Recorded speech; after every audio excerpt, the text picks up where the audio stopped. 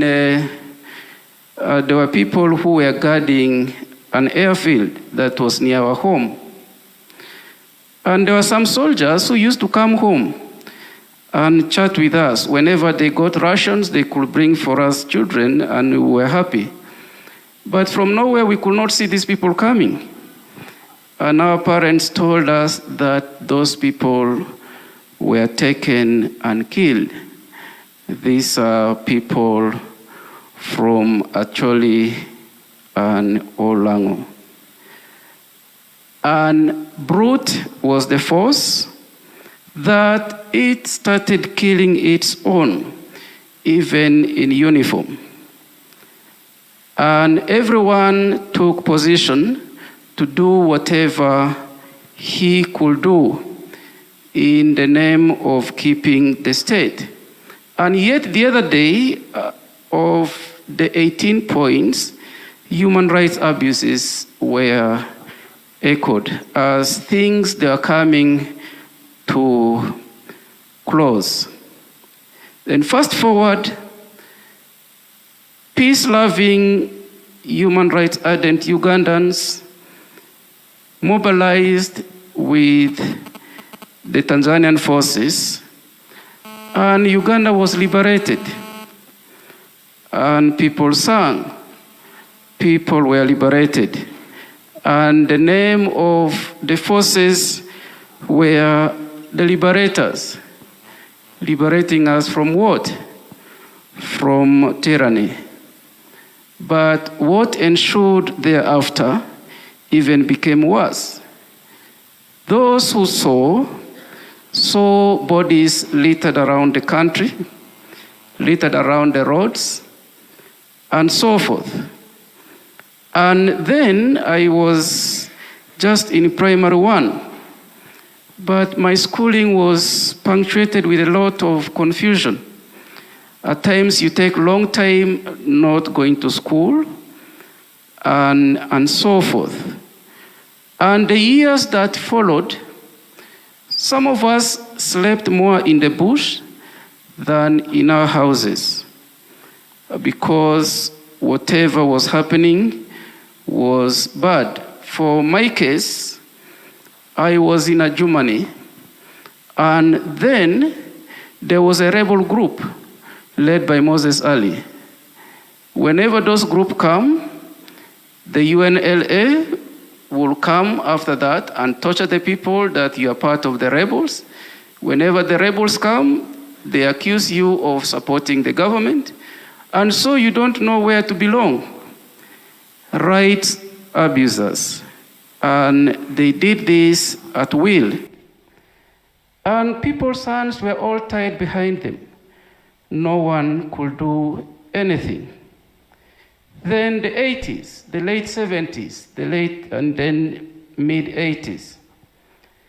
People thought things were getting better. Amin was gone. The head of the Hydra was cut. Less did the people know that more heads were going to grow on the Hydra. And the same situation started replaying, if not even worse. The forces that liberated the country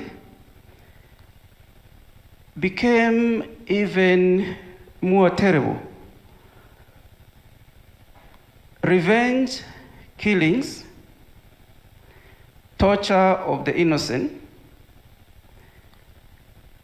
and so forth defined the country. I remember my brother visited Arua, and they were made to lie, to be shot. Then he raised up his hand, he spoke, and they told him to get up. But before he could rescue the people who he had visited, the order was given, and all those who were lying down became corpses. And that was the country that we lived in. The liberators from human rights abuses became abusers, even terrible, of human rights. Each group that came with different agenda. One promising restoration of peace, prosperity, and so forth, but in actual sense, it is just a cover-up of yet what is to follow. When Obote became the president, things of course continued in the 80s. And Tito Okello eventually overthrew the government, claiming the same mistakes. But the situation continued. Our current president, feeling cheated during the elections, went to the bush and started talking things that people thought would be good. And people like Dr. Besigye, Mugisha Muntu, eventually joined, knowing that things will be better because the picture was painted bright. Liberating Uganda from the hands of tyranny. And the 10-point program was put forward, started politicizing, and this is our agenda, and eventually took over power in 86. I had just completed P7 in 85. And we were not sure of whether we'll go to school. And when the government fell off, we were excited because it opened us the way to go to Senior 1. And we went to Senior 1. We overheard that a pro-civilian armed forces have come to the scene of Uganda. And to prove this, the errant soldiers were firing squad. The soldiers who committed some crimes were shot dead in public. And people said, yes, this is now a civilian-faced government. And then immediately, a commission of inquiry into human rights abuses was launched. Justice Oder and his team were given a task to do. I have flipped through the pages of that report, though not many Ugandans have seen. Just like the commission of inquiry that Amin instituted to look at the disappearance of Ugandans, then this commission was just targeted from 9th October 1962 to 25th January 1986. And when you read at the report, you found that some of the reports were just meant to confirm what somebody wants to start with. And unfortunately, because of some aspects of the report was not made public. If you want to get the report, you have to go through external sources to get the report. The army started at it again, abusing people's rights.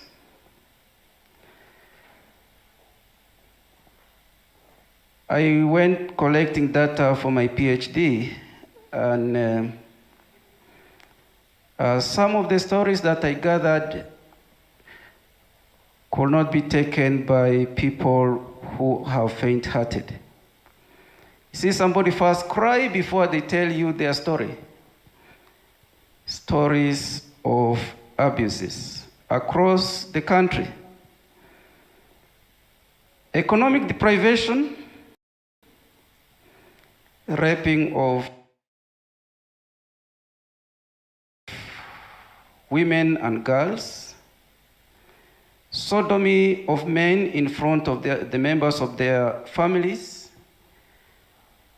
started manifesting. Fast forward, 1995.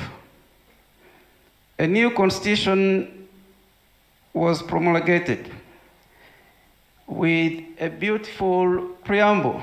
Let me read word for word. We, the people of Uganda, recalling our history, which has been characterized by political and constitutional instability, recognizing our struggle against the forces of tyranny, oppression, and exploitation, committed to building a better future by establishing a socio-economic and political order through a popular and durable national constitution based on the participation on the principle of unity, peace, equality, democracy, freedom, social justice, and progress, exercising our sovereignty and inalienable rights to determine the form of governance for our country, and having fully participated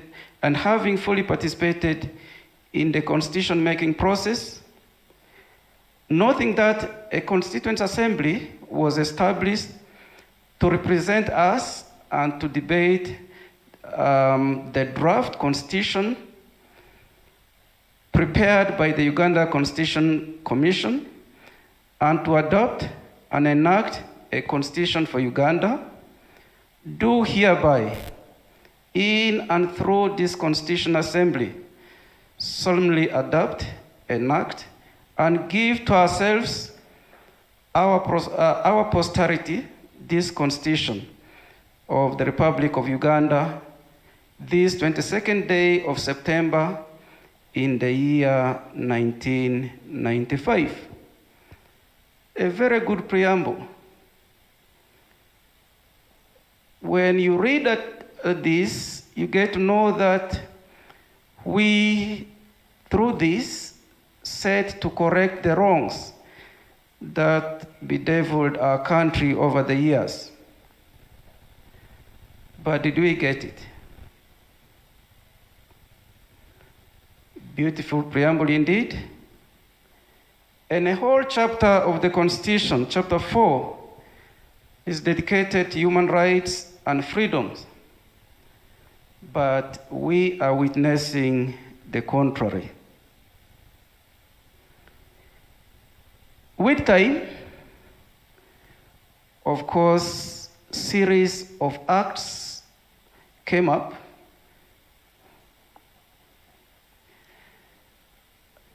to undo what has been done in the name of terrorism, the Terrorist Act, the Computer Misuse Act, Uganda Communications Act, and so forth and so forth, were put up to muzzle the people. I and Kasozi and our colleagues, we took it upon ourselves to go around the country and work for justice and peace. But we were misunderstood. One time I was asked, who do you work for? I say, I work for all. I work for peace and justice. Where there is justice, then we will have achieved what we are working for. But you see that rights abuse has been the order of the day. Informal groups like the Kiboko squads, the chieftaincy of military intelligence,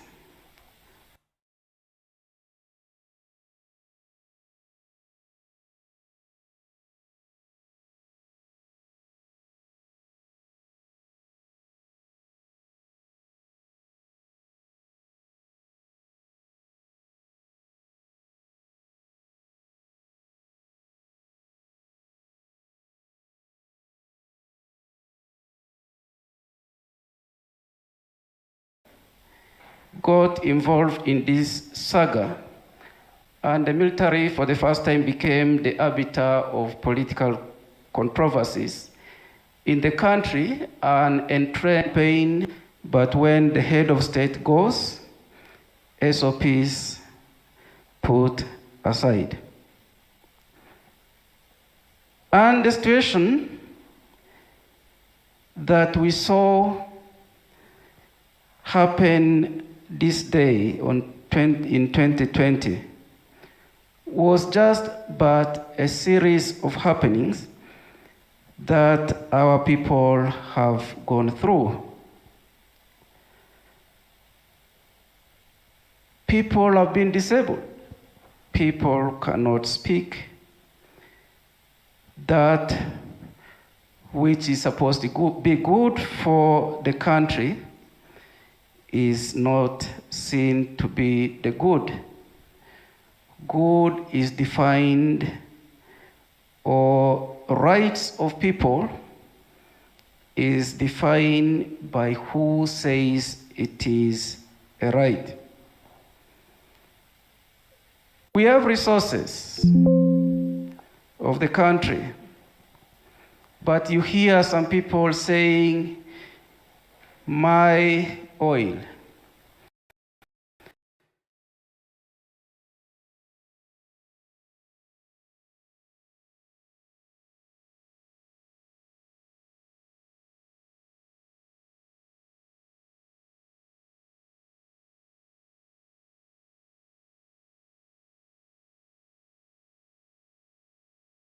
My this. Karamoja, a resource-rich area. But can you imagine the people of Karamoja starving? My sister was working there as a medical officer, and she said at one time, women could go to the streams and pick gold, and then they exchange the gold for posho. A friend of mine went to Karamoja and told those people, you are fighting for the cows, but even what you're working on is more than the cows, you don't know. But there are some people who know.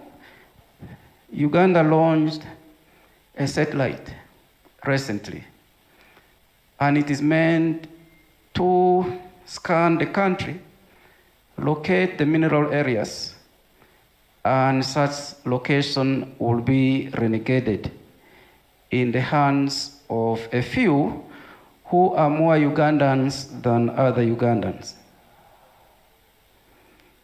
According to the US State Department report on Uganda of 2020, human rights abuses in Uganda is part of the daily occurrence.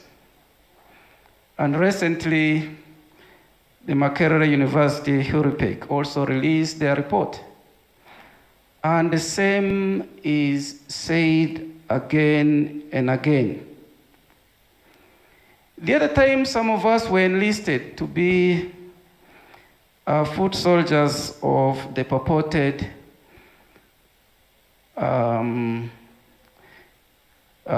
peace commission that people were drumming to come up with.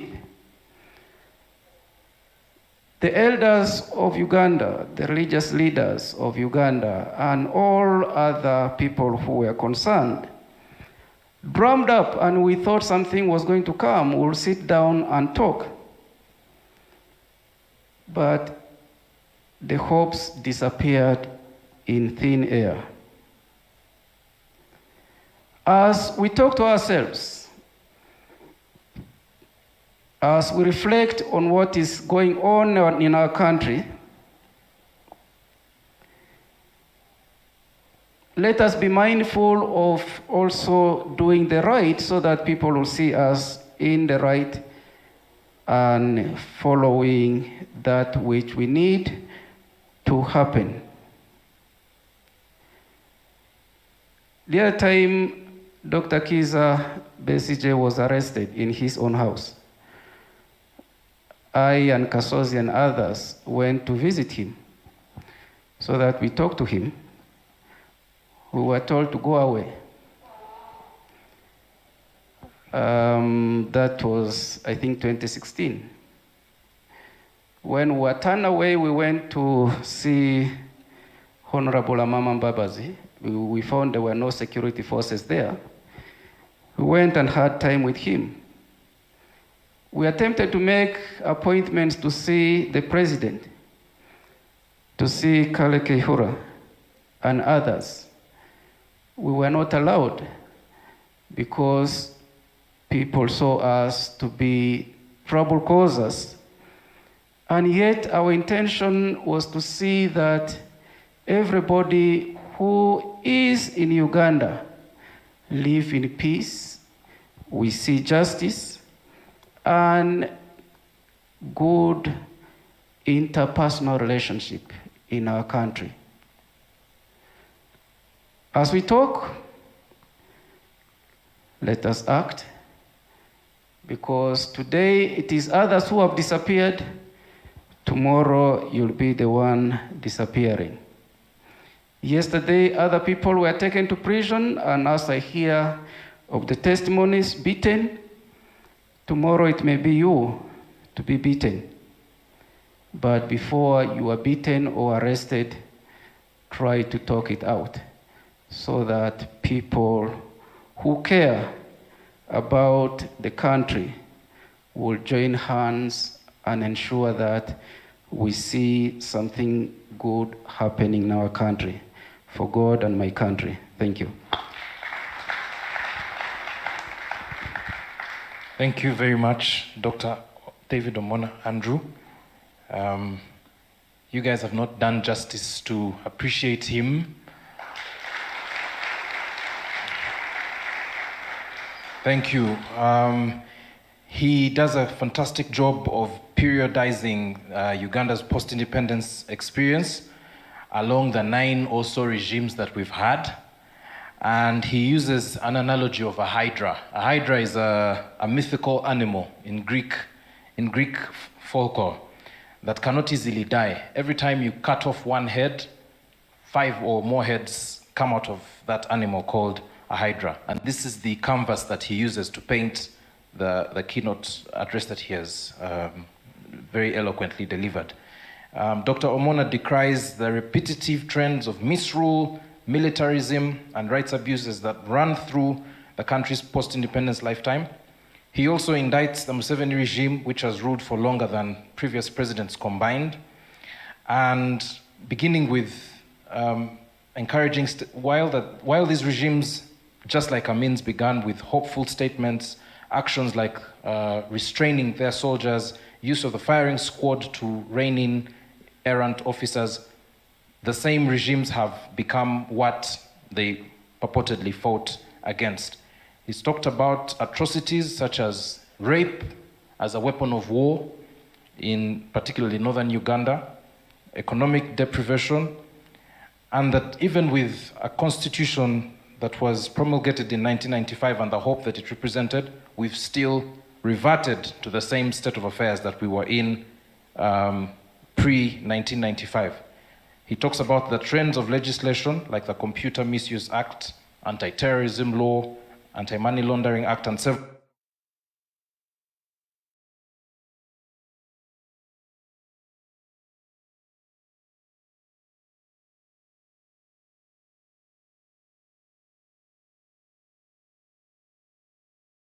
having safe houses. People talked about the dungeon of Nakasero. We have many safe houses in the country.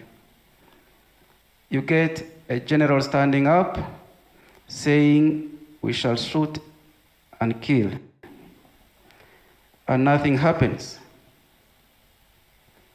Court-martial,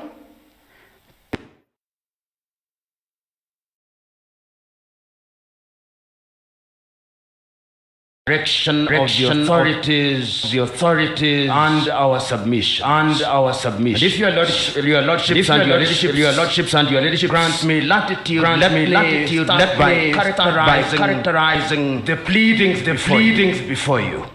You will note number one that the pleadings before you suffer from lack of focus and particularity. Number two, you will note that if one was a legal Puritan, the main affidavit by the Honorable Raila Amolo Odinga is actually a defective affidavit.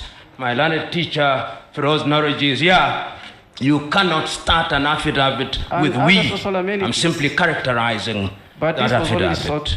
Number two, you will note that the affidavits offend Order 19, Rule 1 of the Civil Procedure Rules. And I want to submit the affidavits are full of hearsay.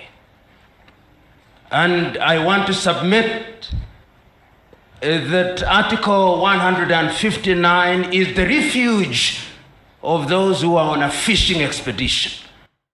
I'm inviting your lordships and your leaderships to examine those affidavits to their full effect. Number two,